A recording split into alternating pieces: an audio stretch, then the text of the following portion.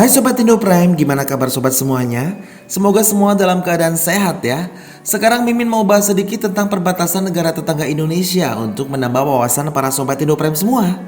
Namun sebelum masuk ke video, yuk terus dukung channel Indo Prime dengan cara like, komen, dan share di video-video dari Indo Prime.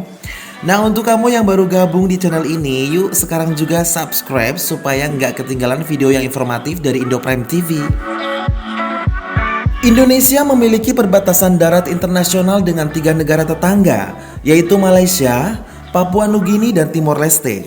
Sedangkan di laut, perairan Indonesia berbatasan dengan 10 negara tetangga, yakni India, Singapura, Malaysia, Thailand, Vietnam, Filipina, Palau, Australia, Timor Leste, dan Papua Nugini.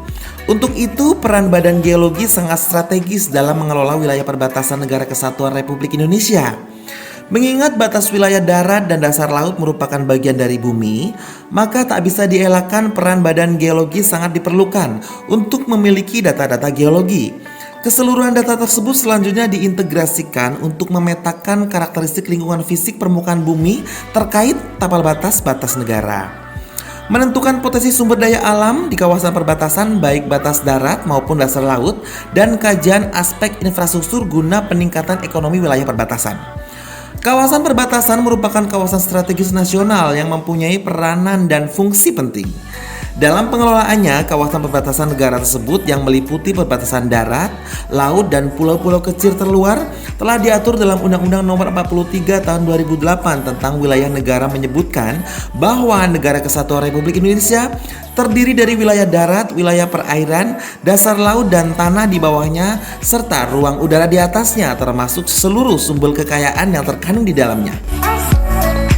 Kebijakan yang dilakukan dalam pengembangan kawasan perbatasan adalah mempercepat pembangunan kawasan perbatasan di berbagai bidang, terutama peningkatan bidang ekonomi, sosial, dan keamanan, serta menempatkan kawasan perbatasan sebagai pintu gerbang aktivitas ekonomi dan perdagangan dengan negara-negara tetangga secara terintegrasi dan berwawasan lingkungan.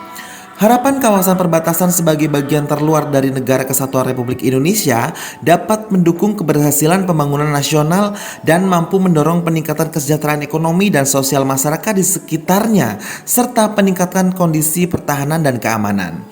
Menyadari pentingnya data-data geologi tersebut, maka Badan Geologi melakukan survei, pemetaan geologi, dan akuisisi data di kawasan perbatasan guna memperoleh kejelasan hak kedaulatan negara yang harus dipertahankan, termasuk kekayaan alam di dalamnya. Tentu saja data-data tersebut sangat dibutuhkan sebagai modal pemerintah dalam perundingan penentuan wilayah perbatasan antar negara. Dari data survei geologi dan geofisika yang telah dilakukan di kawasan perbatasan secara jelas menunjukkan masih banyak potensi sumber daya alam, terutama minyak dan gas bumi, untuk diolah sebagai prospek wilayah kerja baru. Hal tersebut tidak hanya berguna dalam menambah penguatan cadangan energi nasional, akan tetapi sekaligus menjadi peluang pemerintah dalam mengembangkan kawasan perbatasan untuk menghindari hilangnya wilayah NKRI. Kegiatan lain yang juga telah dilakukan oleh Badan Geologi adalah survei seismik 2 dimensi di perairan Arafuru dan Sahul yang telah berhasil menemukan graben-graben dengan dimensi yang cukup besar yang membuka peluang bagi penemuan baru lapisan migas. Lokasi akuisisi seismik tersebut berbatasan dengan perairan Australia dan Papua Nugini. Di berbagai lokasi batas teritorial di kawasan tersebut masih berupa garis putus-putus yang berarti masih terbuka peluang untuk dirundingkan. Dengan diperolehnya data-data geologi dan geofisika akan menjadi modal utama guna meningkatkan kepercayaan diri pemerintah dalam melakukan perundingan. Selain survei potensi sumber daya alam, pemetaan geologi yang juga telah dilakukan oleh Badan Geologi adalah pemetaan korelasi geologi di perbatasan Timor Leste dan Malaysia, yaitu Pulau Kalimantan di wilayah Sintang Silantek yang berada di kawasan barat dan Sarawak berada di Kalimantan Utara. Kegiatan selanjutnya untuk wilayah tersebut adalah melakukan pemetaan geomorfologi dan geologi kuarter. Kedua hal tersebut sangat penting untuk dilakukan guna mendukung pengembangan wilayah dan pembangunan infrastruktur serta peningkatan ekonomi wilayah perbatasan. Indonesia memiliki total perbatasan darat sepanjang 3.108 km. Perbatasan Indonesia meliputi bagian barat, timur, utara, dan selatan.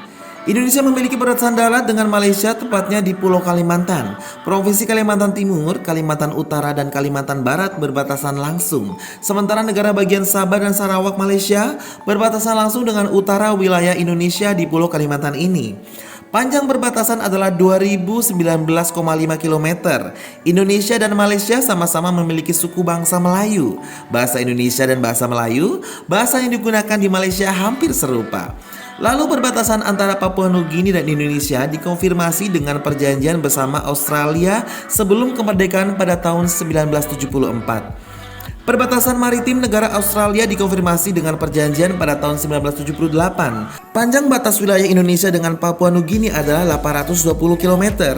Provinsi Papua berbatasan langsung dengan Provinsi Sandaun dan Western di Papua Nugini. Papua Nugini juga adalah salah satu negara yang paling luas wilayah perkampungannya, dengan hanya 18% penduduknya menetap di pusat-pusat perkotaan. Berikutnya batas wilayah Indonesia dengan Timor Leste terletak di Pulau Timor. Provinsi Nusa Tenggara Timur Indonesia itu berbatasan dengan kota Bobonaro dan Kovalima atau wilayah administratif khusus Oikus. Panjang perbatasan Indonesia dengan negara Timor Leste adalah 269 km. Nah, sekarang ada juga perbatasan laut Indonesia. Apa itu yang disebut dengan perbatasan laut? Batas laut adalah batas yang dihitung dari sebuah garis dasar serta memiliki jarak 12 mil ke arah laut. Garis dasar ini adalah garis khayal yang ditarik dari pantai yang menghubungkan berbagai titik di ujung pulau. Berikut perbatasannya. Untuk perbatasan dengan India adalah Samudra Hindia, Laut Andaman, dan perairan negara India. Batas dengan negara Australia adalah Samudra Hindia. Malaysia dan Singapura dibatasi dengan Selat Malaka dan Selat Singapura. Batas dengan Malaysia dan Vietnam dibatasi oleh Selat Karimata dan Laut Cina Selatan. Berikutnya Malaysia bagian timur dibatasi oleh Selat Sulawesi. Yang terakhir adalah negara Filipina yang dibatasi oleh Selat Sulawesi dan Filipina Sea. Lalu berikutnya mengenai perbatasan udara. Apa itu yang dimaksud dengan perbatasan udara? Batas udara pada negara Indonesia mengikuti batas kedaulatan negara yang ada di darat maupun di laut. Batas udara yang ada ditetapkan berdasarkan perkembangan hukum internasional yang berlaku. Nah, gimana sobat? Sudah seperti belajar geografi lagi ya? Oke, stay tune terus untuk video-video informatif selanjutnya. Stay safe dan stay healthy.